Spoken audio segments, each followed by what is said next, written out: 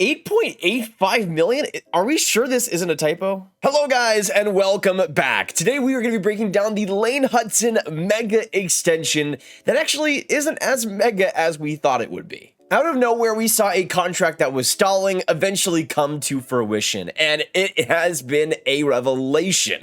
In my opinion, being automatically one of the best contracts in the NHL. So just how much of a steal is this contract from Montreal? What are the contract details and how do I see it playing out? Well, make sure you guys watch till the end as we go through everything here today and my complete thoughts on this extension. Make sure you hit that like button, subscribe button, and notification bell for more videos just like this all throughout the hockey season. Now, this extension is coming off a lot of drama over the last week, with Lane Hutson going into the season as an unsigned RFA, which really seemed to disappoint Lane Hutson personally, and things got a lot more heated over the last couple weeks as we saw them not really make much progress. And as you can see on r/habs, you have Chris Johnston from TSN implying that Lane Hutson's dad is now involved in his contract negotiations, which, as we know, if Mitch Marner is never the greatest sign in the world. But it seemed like a lot of these details, a lot of this info was getting leaked very accurately and very quickly, which, let's be honest, in Montreal, I'm not really all that surprised. But you even have Elliotte Friedman going out and saying that Hudson's camp wanted to keep this a little bit more private. They wanted to have this under wraps and get it done as quickly as humanly possible, which I think is coming mostly from Lane. It seems like from his perspective, he wanted to get this deal done as quick as possible, wanted to take a pay cut because he just likes being here as much as possible and wanted to be a future Montreal Canadian. So in that respect, I'm kind of surprised that the deal took this long to get done, but I will say, for Montreal, the wait is absolutely worth it when we look at the contract itself. And officially this morning, we got the contract details, with the Canadiens agreeing to terms on an 8-year contract extension with defenseman Lane Hutson. And already getting an 8-year contract is huge for Montreal. This is a cornerstone piece of your team, especially on the back end, and somebody you cannot really afford to have drift into the season like we've already seen so far. I was planning on making a video about Lane Hutson's contract situation and why I was a little bit concerned about his play because of it. Because to start out the season, I don't think he's quite been at the Lane Hutson level that we've come to expect from him. Maybe this is just sophomore slump talking, but I do think the contract situation was weighing on him. He just wasn't quite as adaptable, wasn't quite as quick to the draw, and I felt like he was just kind of being bogged down mentally by this whole process. Granted, Hutson was way better in the second half than he was in the first half as well last season, but he was still able to get a few points here and there. So to start out with only 1 assist, 1 point in 3 games is a little bit disappointing. But still, for an offensive defenseman, the potential is there, the talent is there, and you can still see it in these games. It's just not quite at the level it was, at least in those last few months of last season. So to get this contract done, locked up at 8 years, not having to worry about things, I think is both fantastic for Montreal and for Lane Hutson. So Hutson probably got, what, like $10 million if you took a little bit of a pay cut? I mean, in terms of the value long-term, if he continues to improve, he could be worth, in my opinion, probably like around 11, maybe even 12 you could make the argument for. So I think 10 million could be fair. What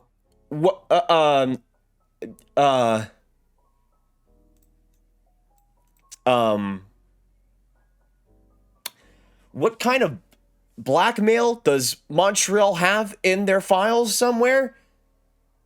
Because I want to see it. We got the official confirmation that Lane Hutson signed an 8-year contract, which we knew, at $8.85 million. This comes off the heels of Jackson Lacombe, Luke Hughes signing for $9 million plus, and I love both those players too. I think I feel the world of what those both are capable of. But in terms of the top end, in terms of what all three of these guys could be capable of, Lane Hutson is absolutely the biggest, in my opinion, in terms of that top-end potential, especially in the points department. To get him locked up at 8.85 is ridiculous. I think even for the Lane Hutson haters out there, the people that aren't that high on him, to be able to get a Calder Trophy winner just now who just scored 66 points at around 8.8 with this cap climate is wild. We already heard that Hutson was going to take a pay cut, but we heard over the last week or so that it might have been climbing just a little bit, that the option of Hutson signing below $10 million was quickly fading away. But all it takes is Lane Hutson to wake up one day and be like, I just want to sign, and you get a contract like this. But the first thing I thought of, and this is what I tweeted out, was that it shows how much Montreal's players love that team in that market, that Hutson, an American D with all the leverage, coming off a Calder Trophy, who could have set the market in a landmark deal, just like we saw with Lacombe and Luke Hughes, decided to take an otherworldly pay cut. And that's what this is. I mean, again, even if you aren't the biggest fan of Hudson's defense or whatever you want to call him file for, still, I think 8.8 million would be extremely fair, especially for an 8-year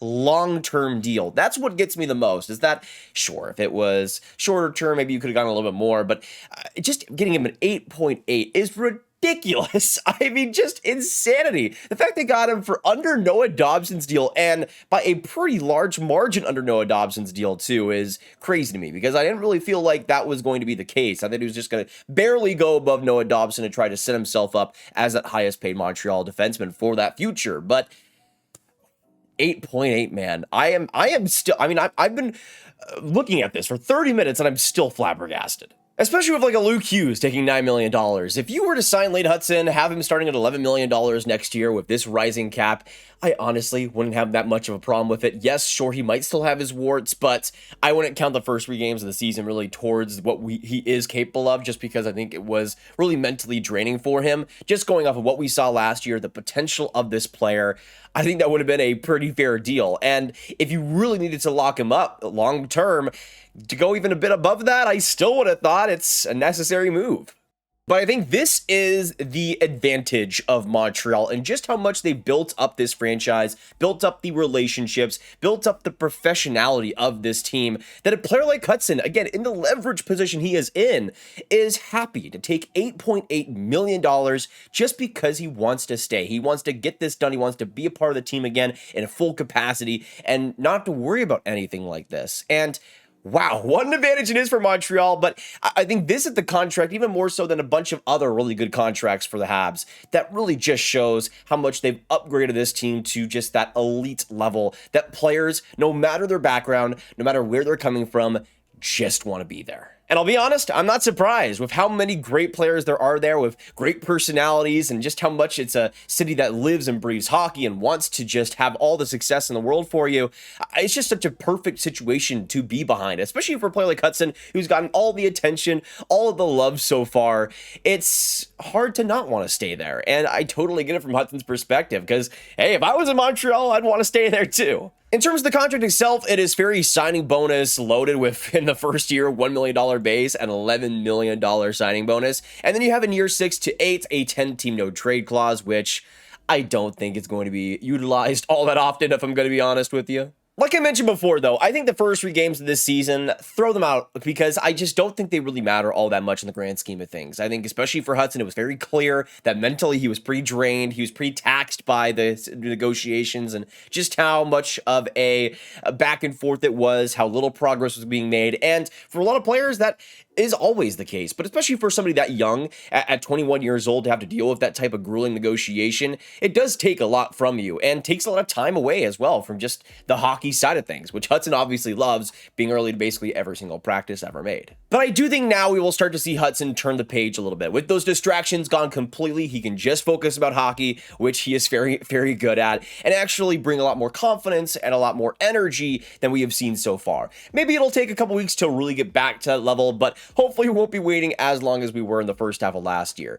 Of course, a big upgrade in the second half. We'll see if Hudson's kind of like a Slafkovsky, where the first couple weeks are a little bit less or so, but Slafkovsky, of course, to start out this year has looked pretty good, so hopefully Hudson can do the same. But I think now we can start to look forward to Hudson being officially back, not just with the contract, but in terms of the play as well. What I want to see from Hudson is to get back to that unbelievable passing ability, getting back to the slot so many times, setting up so many crazy goals, especially on the power play. I think Hudson could look a little bit better than he has so far and just bring the energy that we saw and we know Hudson is capable of. There is just so much here, so much talent, and to bet on him at $8.8 million, that is an easy, everyday, sign me up type of contract. Now, in terms of the pure AAV, I do think the McDavid contract still wins out as probably the best in the NHL, but I'd say Hudson probably enters the top 10 conversation immediately, especially when it comes to these younger guys signing long-term contracts. Again, Luke Hughes is a really solid player. I like the guy a ton, but signing over Lane Hutson just makes New Jersey look a little bit worse. Not, of course, a huge error for them, because I think $9 million is still fair, but Hudson below that is just I can't even believe it. It's diabolical, man. But I'd love to know your thoughts in the comments down below. What are your opinions on the Lane Hutson contract? Is it a steal? Is it fair? Do you think it should have been less than that somehow? Let me know your thoughts down below. Of course, hit that like button, hit that subscribe button, hit the notification bell for more breakdowns just like this all throughout the hockey season. And if you guys want to support the channel a bit more, you can, of course, become a channel member where you can hit the join button and get exclusive videos every single week, exclusive member polls that you can vote on that will be on the channel videos, and also exclusive emoji as well to use in the comments down below. Every bit helps, and a big shout out to the members. Their names will be up here on the screen. And of course, if you want to watch some more videos, you can click on this card up here for more hockey contract signings, trades, content right in one playlist. And of course, share a bit of all the hockey, all the Habs fans you guys know online. And I will see you guys in the next one. What a steal map by Kent Hughes. Unbelievable. Anyways, goodbye.